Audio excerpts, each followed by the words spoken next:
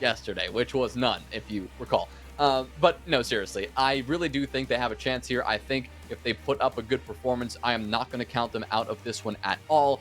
But the thing is, they need to start right now. They're on the defense. That's the side they want it to be. That's where they will start for the first 6 rounds. If they do not get at least 3 rounds, it's over. And it's a 2-0. It's as simple as that. They did not attack with confidence yesterday. But if they come into this map and they tear it up and they get 4, I absolutely think they could take this, and we could absolutely see a third map.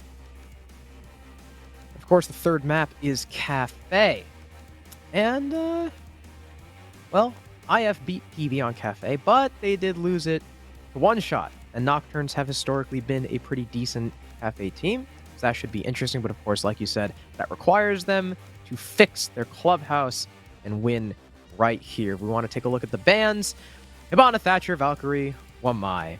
Painfully standard, almost. I mean, Thatcher, Maverick Hibana, Maverick is left up, which means Cade isn't going to be as important, but I guess the Cade will force the Maverick to do his job if you bring it. Hibana also taking off a really, really good hard breacher on this map. Valkyrie is banned everywhere. In banning Wamai, not only do you leave Mira up, but you also kind of unlock the Capitao. So Rafters, Generator, those positions might be a little less safe. Yeah, I always love to see the Capitao in play, especially because it's not something you see in every map. And honestly, I'd say most maps, he's pretty limited in the way he's played. I'd say more reserved for something of a clubhouse or of a coastline. He's a very powerful operator when used right. Plus, he's got, every bullet in the world with that ridiculous LMG. And we're seeing a lot of players turn to those LMGs as of late, just loving the sheer quantity of bullets you can just lay down at any given moment. Also, of course, is crazy good utility. That crossbow that can unleash those micro smokes, those little clouds that can be very precise in the way you place them, and of course, those fire bolts as well. We're not going to see him, though, in this first round. IF favoring the Jackal and the Finka and even the Buck. 3 not as stock standard operators as we've come to expect in the recent weeks. Of course, we'd normally see a Hibana added into this mix, but she's banned, so that's not going to be possible. And Thatcher banned as usual, not going to be possible as well. But Giddy favoring the Sledge instead of the favoring the Buck instead of the Sledge is always interesting, because with the Sledge, you get some nades, you get added explosive utility, and with the Buck, you're limited to those flashbangs. And that skeleton key, yes, is incredibly powerful, but your options as far as kills and frag potential may be a little bit more limited. I guess they figure they have enough in terms of explosives with both the Maverick and the Finka taking nades. Another very interesting facet about the attacking lineup is that there's no classical entry op, right? No Ashe, no Zoe, no Iana. They could even be using the Jackal and the Finka as a duo entry, as that's, it's Inrio and Subarctic. They play a lot of those entry operators. Giddy probably, an aggressive Buck as well. But of course, they do have to get through this clear first. Nocturns setting up the roam. We didn't really talk about it. It's sort of like, again, that pseudo SSG roam, the castle, the triple drone denial, and all of that is rounded out by the pulse. So while there's not a lot of on-site utility, you have a lot of info going into this roam, and I'm surprised IF haven't spotted that out and just decide to rush the site with how little there is. There's no smoke, there's no Melusi, there's no Mira. There's not a lot to stop them from shoving their way in, but oh no, Giddy! He had a freebie onto the Mozzie of Sykes. He wasn't even looking his way, but he misses a key few shots, and he could have had a kill before the Nitro Cell blew him sky high, but instead, it'll just be the opening for Nocturns. A very unfortunate turn of events, but thankfully Arrow has a frag grenade to remedy some of that, early chaos that has not favored this attacking team. More than that, Arrow will actually line up a double kill now, taking care of Exot and forcing Marmalade, Lackey, and FICO to head back to the bomb site. Now losing 2 players already, you're not going to put any more stock into this roam. Not to mention, you've only got 35 seconds left to really waste at this point. So that's a job well done on the roam, had it not been for the loss of two of your big gunners as well. So in a 4v3, IF have definitely the advantage coming into this execute, but they still, have a lot of work to do, and they have to decide exactly which avenue they would like to approach from. It looks like we're seeing a Moto push. That's what we can see by Arrow and Vivid above that Moto hatch, and Subarctic working his way down main. Now dropping into Moto, it's Vivid and Arrow's turn to push into the site itself. Lackey lying in wait. He'll be successful on the first. Now the second looks for three, but can't quite get it. Marmalade getting it instead, and even though Inrio gets one kill, simply no more time for IF to work with. Nokturns holding down the site and taking their first defense. And what have we critiqued about IF's attacks before? Very, very slow. Not only very slow, they were able to get a couple key picks, but Nocturnes also fell off at the perfect time. So they trade back the buck, and without the buck, nobody on IF had really any opportunity for soft breach except what? Jackal shotgun, which is wholly inefficient. What the hell? Inefficient. I don't even know what I tried to do there. And, well, IF was the victims of time. They tried for Moto, they tried for main, they took way too long to clear the roam, and they funneled into Lackey, who of course was the Vigil, and evaded any sort of intel. Wonderful play from him, especially, gotta give it to FICO for blowing up Giddy right before. I mean, I doubt FICO even has any idea how close Sykes was to dying. And sure, Sykes died in the end, but the fact that the Mozzie was still left up was just, few more seconds shaved off of that timer. Well, one thing I guess we can say now is that Nocturnes have outperformed their entire map of Clubhouse yesterday. Hate to bring it up again, but when you take no rounds on a pretty staple map in Siege, we are going to take notice. And the fact that they just got one round now is a very good sign for them going forward, right? They've dealt with this Clubhouse curse, and theoretically, they've removed it entirely. Exod will risk his life for a drone, and it looks like he was successful in taking that out eventually, and he will quickly back on off as that Kaid. You're looking to stay alive a bit longer, especially because you've got a Nitro Cell in pocket, joining Lackey and Marmalade and FICO with that piece of explosive utility in their back pocket, and you'd probably like to use that a bit later in the round, or at least to get a kill at a couple moments from now. No kills will allow to be happening for anybody just yet. No one on the side of the defense or the attack getting into an engagement. Everyone just posturing, figuring out exactly what they're dealing with on this site. Looks like Exod may have actually attempted to get aggressive once again, but he will continue to be forced up rafters as he was unable to shoot that drone, and he will make a quick escape. Now, the breach is opened very quickly by IF. Hopefully they don't slow down too much in the mid-round, because like you highlighted, there is plenty of C4 available for the defense. The longer IF takes, the more impactful those can be in attempting to stop the plant. So we'll see what IF's game plan is now. We saw a nade come in from stock that's not going to find anyone. But as IF start to separate from where the initial breach was, it appears as if they want to go for a master over con push. Pretty much ignoring Garage, which, in all honesty, is understandable. You've got to deal with Exod, who has Electro Claws on the walls, and Thunderbirds as well. That's going to be pretty hard to push. So, hey, why not avoid it? Just go for Con instead, where there is very minimal stopping you. Not even a body, actually. This is all free. Yeah, Giddy will just comfortably roll on in. The Skeleton Key, of course, paving the way as he works that clear. In fact, both Arrow and Vivid will actually join him in this endeavor, gearing up to a cache-sided attack. That second prong of the attack, now it's not going to be rafters, but very clearly going to be this construction side. Looks like Vivid will actually place down that exothermic charge and wait a little bit longer before utilizing that one. Arrow as well will not be mavericking open that wall just yet. Currently in a standoff with honestly just the clock right now. They don't have any players to worry about initially. Sykes may come up later in this round on the flank, but for now, he will wait and bide his time. Vivid will stop watching that angle as 2 frag grenade kills will roll out in the favor of the attack, but here comes Sykes in an effort to support his team and possibly catch IF off guard. Unfortunately, the element of surprise will no longer be there as he's been spotted out by multiple attackers. Marmalade will fall on the site. Lackey will pick up a kill, but quickly drop down, leaving Sykes on the flank all alone. He'll whip out the pistol just for the memes at this point and get a kill onto Arrow. That's certainly something, but he now has to find 3 more kills with 1 HP to his name. Not to mention, deal with that diffuser, and Subarctic isn't even going to let him begin. Another troubling attack from IF, or rather, excuse me, a successful attack from IF, a troubling defense from Nocturns, just unable to hold down the site as default of a site as it is. And, well, what did they do?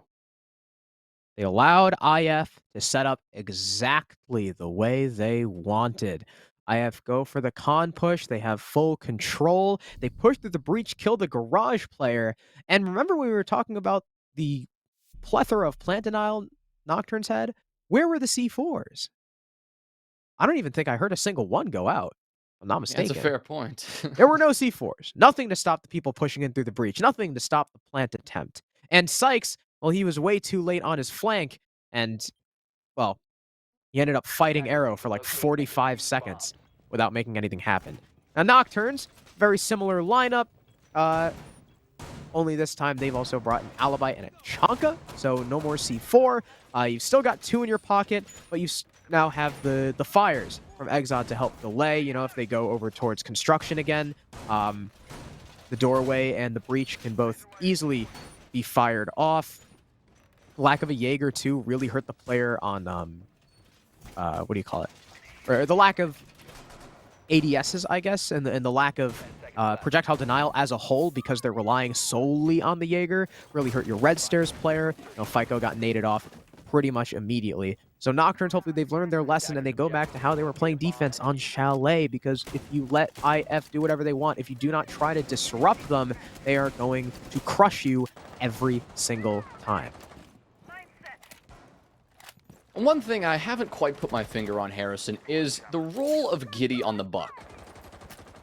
I really don't know what Buck is bringing to the table right now, especially on these top floor attacks. We haven't seen him go below or go into stock and try to pressure cash from underneath.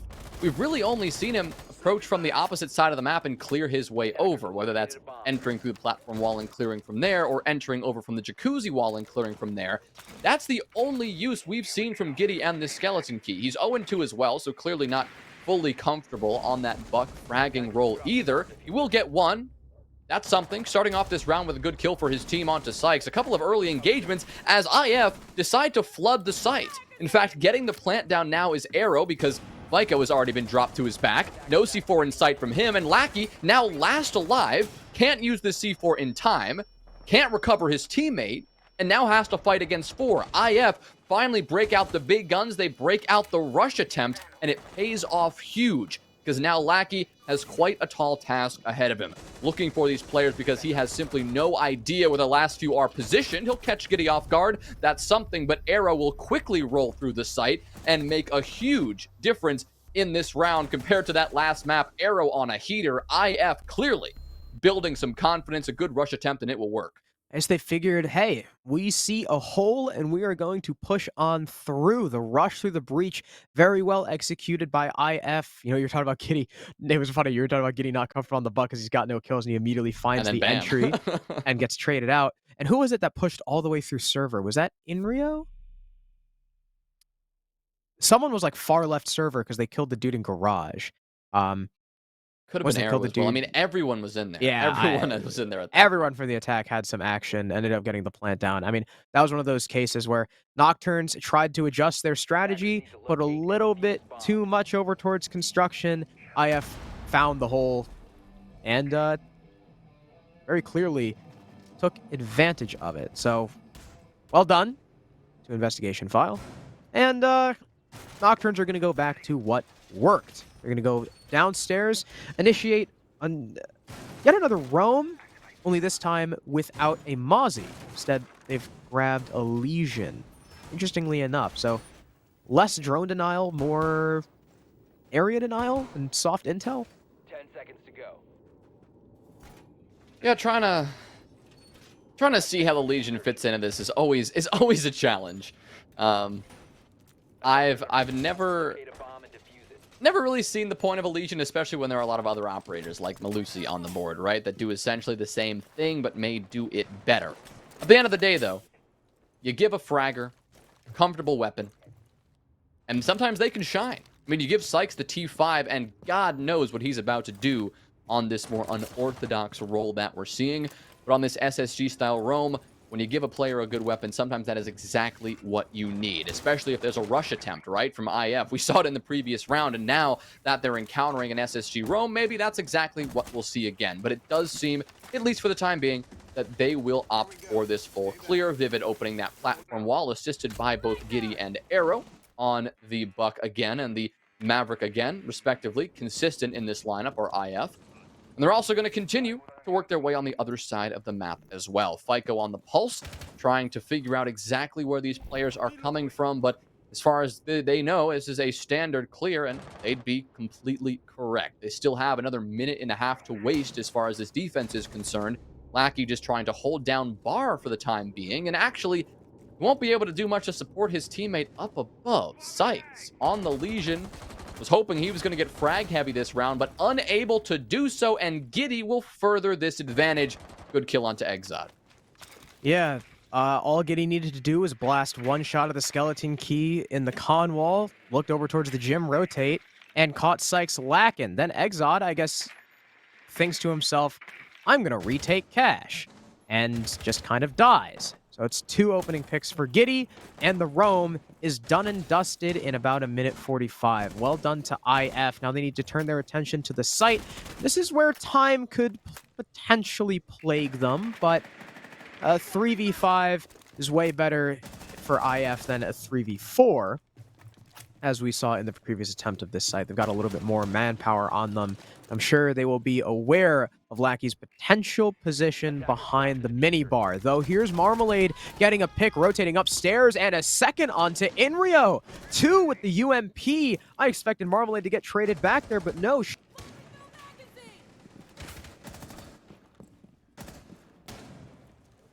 It's really looking for the trade. Another player daring the hatch play. Here comes the nade, but they've already fallen back. That'll fall upon deaf ears. And with only 25 seconds left, IF need to get a move on down blue. It seems like that's where the main push is going to be going, except Arrow decides to deviate. He'll go over towards Moto. He's not the one with the case, though. It's Giddy pushing with Subarctic down the blue hallway. 12 seconds left, nading through. Here's the Finka boost as well. One's playing over by AK's. Lackey gets the pick on the Arrow. FICO takes some damage, but it's no worries as both Giddy and Subarctic are oh so low, and Lackey and FICO end up finishing the round as blue becomes a blender. Nocturns take their second defense and tie us up.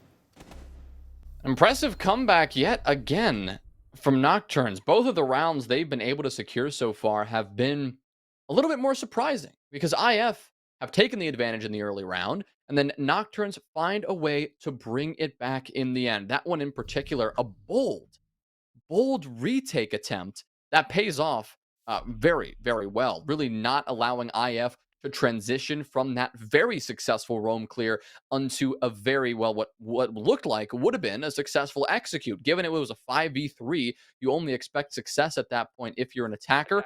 Nocturnes, they decided, you know what? We cannot let them be comfortable. We cannot let this execute happen. Let's get aggressive in bar. It worked. They found the 2 kills they needed to immediately equalize, and once again, when IF got that wrench thrown into their gears there, they had no idea how to recover, and Nocturnes were able to take the round as a result. I do hope they tighten up their roam, though, because those 2 early picks from onto Sykes and Exod were not played very well by the defense, we'll say. Now, Nocturnes will bring out Jim for the very first time, and we'll finally see Amira. This is probably one of her most popular sites on Clubhouse in particular. You put one inside of Logi. Typically, the other one will go in bathroom. We'll see where Exod decided to... Oh, he already put it down. And I don't see it anywhere else. So, yeah, okay. Bathroom is correct. So, yeah, typical Mira positions. Again, bathroom makes it a little bit harder for the attackers to push through the jacuzzi breach. And the con Mira makes it so that con is not clear. The attackers have to get some pressure down through that hatch, maybe nade out the Mira window. And, of course, there is no Hibana.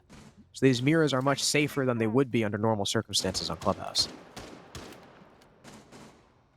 Yeah, still many ways for the attacking teams to work around that, right? But it will be considerably more difficult without the Hibana. You don't have that ranged hard destruction. All of that hard destruction, in this case, in the form of the Maverick, Breaching Torch, and Vivid's exothermic charges, need to be applied against that wall. Very up close and personal. Not something that a mirror window pretty much ever allows you to do. No ace here for the attack, as they've been sticking with this consistent lineup for every single round so far. So why change things now, I guess you could say. Vivid will use that exothermic, his first one, to open up that single wall. And once again, Giddy on these openers. He has turned it on since I called him out a few rounds ago. Now at 5 and 4 overall, getting another opening pick on Talaki, who's also frying people left and right, sitting at 6 and 4, but he will not be able to make an impact in this round either. Vivid, now that second exothermic charge, the resounding boom of that will go off on that jacuzzi wall, opening yet another avenue for IF to approach this site. Giddy as well will now be joining his team as trying to establish this crossfire here on the metal balcony, as will Subarctic. But another play from Nocturns is in the Oh. mix. Exod and Marmalade, until a moment ago, are trying to get a bit aggressive. Right now, it's just Exod now to pay attention to over on that server side. You saw too, as soon as he started to creep through, both players on the balcony whipped around. I'm pretty sure there's a drone there, so Exod is not able to get as aggressive as he would like. Plus, there's someone on the breach to stop him from doing so. Marmalade right now stuck between a rock and a hard place as she gets droned out once again. FICO has also not been cleared off this mirror window, and finally the Platwall player finds his kill. Exod, all the way on their side of the map, goes down. Marmalade looks over towards Useless, but can't find, I believe, the dropping arrow. And IF now have 35 seconds to execute in a 5v3. Because Exod got aggressive over towards Cash, that means the Con mirror window is unmanned. Marmalade will prone under the window, hoping to catch a vaulting player. Giddy goes down, but will she get the second? She falls back, and Inrio doesn't get the trade, allowing Marmalade to go back up main stairs to support her team on the site. But this is when IF need to push while the manpower on the site has dwindled. He'll open the mirror window. FICO now hiding in the corner of bathroom as Vivid starts planting behind the mattress. Arrow catches Sykes rotating in. Inrio another. It's Marmalade all alone, and Subarctic won't let her do anything. IF take round number 5 and lead 3-2. Yeah, great attack from IF, pretty much unimpeded the entire way around. That one was under control for them without question from the beginning. Giddy on that entry through and through to the end, forcing those defenders to run amok and scramble all over that bomb site. And as you highlighted in the middle of that round, Harrison, clearly the intel game from IF was really tight and on point, because we saw a couple of players from Nocturnes try to get cheeky again and try to bring out that same play we saw work in round number 4. A little bit of a retake, a little bit of an aggressive surprise. And simply because a tidy intel game from IF, they said no. They immediately shifted and were well aware of that server window, paying close attention to any flank or any aggressive play that NKG could bring out, and they denied it. And as a result, Nocturnes were not able to regain that the advantage that they had already lost in those first opening duels. And IF, from that point forward, had site control pretty much under wraps. Uh-oh. Dang. Not again. Well, as always, Marmalade, though, this is a little bit different. Marmalade is below, playing with the C4 on the Goyo. Here we go. We're back in the game. The Platwall breach is open. Inrio holding all the way from long. And I am excited to see how Nocturnes play with the C4s from below, because so far, their Nitro presence has been pretty much non-existent. Yeah, they haven't really used them to their full potential despite bringing them very consistently. We heard the first one go off, and you can see, if you look at the left side of your screen, not a single IF attacker took any little bit of damage. Whether that's wasted or simply used as a rotate, we won't really know here. It looks to be wasted, though, as Giddy will struggle to sledge open this wall here. But an early, waste of utility is not what you're looking to do for Nocturnes, especially when you've had such spotty results with that utility in the past. This is, of course, your last defending round, your last chance to remedy those issues. And this is a round, like I mentioned before we even started, that they need desperately. They cannot allow IF to come out with a 4-2 lead here. Otherwise, their attacking half is going to be terrifying, to say the least. Inrio opening things up a long way, all the way out in the grapes. He'll open things up. Giddy follows suit. Switching to the sledge has certainly paid off for him, as he will get a nice nade kill. A third kill as well will be found, shutting down 3 of these Nocturnes defenders, and now it's Exod who needs to step up. He'll find 1 kill, but spotted outside. Giddy will quickly take care of him, and Lackey, top of red stairs, will also get dusted by Giddy himself again. This player will not be stopped, as he's been heating up every single round, and IF, they're not slowing down either. A 4-round attacking half. Apologies for that. The Siege servers went down for a little bit there, but we got everyone back in the lobby successfully. And again, we must pray to the Siege gods that everything stays a-okay for the rest of this game. But in the meantime, hopefully Nocturnes took that break to discuss what they need to do differently. And I already like the game plan, because lest we forget, the Wamai ban was from Nocturnes, and they will immediately start bringing that Capitao. This is really refreshing to see, Harrison. I won't lie to you. I really do wish Indeed. IF brought out the Capitao. I think he should be played all the time when there's no Wamai in play. There really isn't a reason not to bring him. There are very few operators that you can favor above him now, especially because not only does he have 1 secondary hard breach gadget, but 2. Given the Reach and update, and everyone who has those hard breach gadgets doubled the amount that they can carry. So if you want to bring a secondary hard breacher, sometimes you can be like, you know what, instead, why don't we bring some secondary hard breach gadgets? And I mean, they can be quite impactful. They open a hatch on their own. You just need 1 of those to open a hatch. And especially when you're looking at a place like Kitchen Hatch, when you attack downstairs in the basement, and a Maverick can't do that without being C4'd or shot, sometimes a Capitao is actually the better solution. Now, we won't get to see, of course, the basement and all of that, those hatches being in play just yet, as Nocturnes will have to attack this top floor first. IF choosing to head to CCTV and Cash to open up this defense. Now, as far as the defensive lineup goes, nothing really crazy is being seen here. Giddy is still bringing out the Kaid, even though Maverick is in play. Still useful to bring that electricity, because you do force the attackers to use that Maverick and take the additional time that Maverick tricking requires to open up the wall. Yeah, I do like how the advent of the new change to the hard breach gadgets, kind of allows for more flexible play, and even some maps too, like people completely substitute a secondary hard breacher with the hard breach charges. But unfortunately for Nocturnes, after the rehost, they will lose the first player. Inrio finds Lackey, the Ash, who has been a star performer for Nocturnes so far. Yeah, troubling start there for Nocturnes. Lackey, who obviously you can't see the kills on the scoreboard right now, but prior to the break, he was well clear at the top frag with 6 kills, going 6 and 5 on the entry, or actually, well, on the roam, as he was on defense before this point. But unable to make an impact in this round, the rest of the team will have to pick up the slack.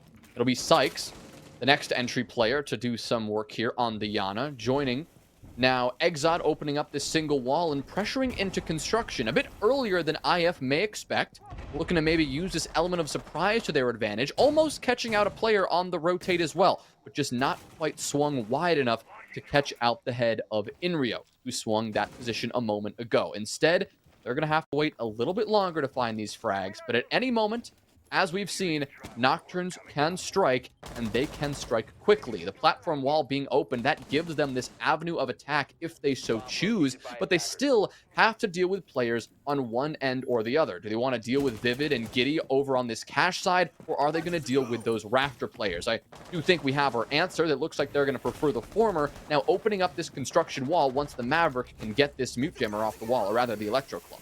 Ooh, but Arrow on the run out, I believe that was from Garage. Yep, it is. Will catch Exod on the plat wall repel. So now you've lost control of that entire side of the map as the attack. Everything you've got going for you is only towards Khan unless you rotate a player over, and with only 45 seconds left, I'm not sure if they have the luxury of time, especially as this Aruni gate now goes back up. Marmalade's gonna have to burn it and shove her way through pretty soon. The Iana, though, has already rotated over. Looks like it's going to be Sykes to take up that mantle, but no, he's pushing through Garage instead.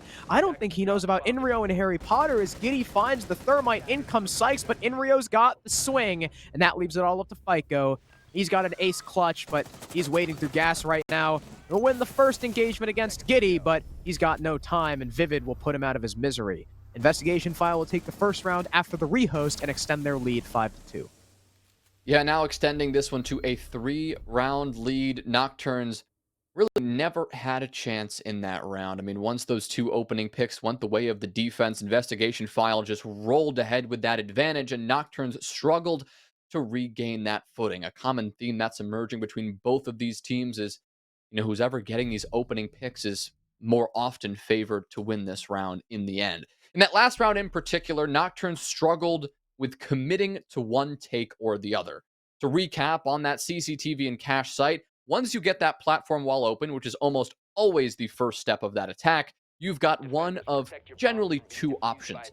Approach from construction and do a cache-sided back take, establishing the crossfire that way and cutting off the rotations with a repelled player on the platform wall. Or two, pressure garage rafters instead. Deal with the one, sometimes two players on rafters, take care of them, and then you've got server on lock, and you can easily get that plant down. All you got to do is skirt around some C4s and some toxic canisters, and you'll be just fine. Unfortunately for Nocturne, once they lost two players on that entry, they struggled to decide which option they preferred, and while they put some pressure towards construction, they also put some pressure towards garage. We saw Sykes kind of make a last-ditch effort on the lone push in towards rafters, and that is simply not something that's going to be allowed to happen by a team such as Investigation File. So really no doubt that they were going to take that round once the early round went in their favor, and now they move on to a gym and bedroom defense to continue that success. And of course, IF will employ the Mira. Same Mira windows we saw from Nocturnes because, of course, the default Miras are oh so powerful. Nocturnes have Sykes clearing in from Strip Club, which is definitely interesting. Really wanting to make sure there's no one waiting for them downstairs. Maybe Sykes could even go for a below clear. Something that we didn't see from Nocturnes is you can deny the Mira window positions from below. In logistics, you can just go inside of kitchen, open it up from below. And while the bathroom one is a little bit more difficult because half the bathroom floor is indestructible, while half of it is wood, you can still get an angle on the window from below. And already the thermite charge is going down. There's nothing impeding Marmalade from opening it, but we do have to keep our eye while Sykes is clearing. Inrio is down in the basement. Yeah, he could, theoretically make some sort of late roam and late impact, but Nocturnes right now, they're focusing on the site. A perfectly placed nade from Sykes, and that will open things up for Nocturnes finally on the right foot. Inra will now use this as his opportunity to creep on up, maybe finally getting aggressive. One player on their drone sitting in bathroom. He'll get it off just at the right moment. But, oh my goodness. No, it was Vivid from the other side. I was Oh. worried for a second. I thought, no way that could happen. But Vivid dropping down from the top ropes and slamming one player into the ground. And just like that, IF take a disadvantage, completely turn it on its head. And Inrio, another aggressive run out. He will get the trade with Exod. But at this point, any trade like that is going to heavily favor the defense. After the skirmish of engagements that occurred downstairs, a surprise push from IF results in Lackey last alive, fighting against 3 IF defenders, and once again, it is not looking good. A C4 will come out, that's Vivid's. It will miss, but still Giddy and Arrow both have C4s. They both nearly have 100 HP, and 50 seconds for Lackey to work with only one drone in pocket is not a good recipe for success. Dude, that when Inrio lined up the headshot through the wall and clicked, before I realized it was Vivid, that almost gave me a heart attack. That was almost one of the most impressive wallbang flicks I'd ever seen. But still, the timing from IF was impeccable. As soon as that player in bathroom died, Inrio rotated over, and it seemed like with that kill, the rest of IF just pounced. Down the hatch comes Vivid. He capitalizes on the attempted refrag onto Inrio, and IF fall apart. Now it's Lackey in a 1v3, but he's wasted far too much time on the balcony. I mean, he's really got nothing going for him. Only 10 seconds left. He's got to wait through Barb, and there's the mirror window coming into play. Giddy finishes him off. IF take round number 8. And Jonah, Nocturne's Clubhouse doesn't look that much better than it did yesterday, and they're now staring down elimination point. I mean, we're seeing a perfect example of... Because without the anchors finding those frags, well, it doesn't really matter how much time your roamers waste. IF are fully in the driver's seat. I don't know if this timeout is going to be enough to halt the momentum that they've got, it's troubling for Nocturnes. And we're gonna see a pretty damn significant change. Oh, yeah. But I'm a little bit worried about said change, because the basement site is not where we often see the Monty. A I'm dirt not sure. push, maybe? Like, I what get, do you yeah, do that's here? the only thing I can think of is that FICO is going to be going down dirt. Maybe blue. So hard with the crossfire. But yeah, I mean, I just don't think IF are going to get caught off guard by a Monty play at this late, not this late in the game. I mean, and they have three C4s in pocket. You know, they've got so much explosive utility, not even Yeah. considering that the Monty would be in play, but they've got, you know, the perfect piece of utility to counter him, right? The C4s, yeah, Monty can turn and face the C4 and negate most of its damage, but 3 of them, back to back to back, is going to be quite difficult, if not for FICO, for the many players who are probably going to be, you know, creeping up behind him and using that Monty as the brick wall to lead their way into the site. Now, again, the question we asked a moment ago is, where is FICO going to push from? Where is the Monty going to take into this basement site? Because walking into a crossfire is a surefire way to lose what probably is the last thing that Nocturnes have in their back pocket, the last thing they are hinging on in this round. Are you going to send him down blue and They're have to going worry fast. about the soft wall, or are you going to send him down dirt instead? What we're already seeing right now is a bit of an aggressive push, a quicker push, and it's going to work for Marmalade at least. Picking up the first kill, but a nice C4 from Arrow gets 2. Lackey responds, but Inrio does as well, getting the trade. Now Vivid steps up. Goodbye, Arrow, and just like that, it is FICO last alive, and a quick headshot to silence the Monty will guarantee that investigation file will see the next round in the loser's bracket. They will move on to face Parabellum after making Nocturnes look easy. Yeah, I guess the Monty was for just a last-ditch desperation effort to rush. It was like sort of a blue rush and dirt rush. They did move in fairly quickly, but the close play from the Mira. Who was on the Mira? Arrow? I want to say it was Arrow. Holding close on the blue door, really helping that out. I think killing both the blue players before he was refragged, but he was refragged from dirt. And at that point, dirt was all Nocturne's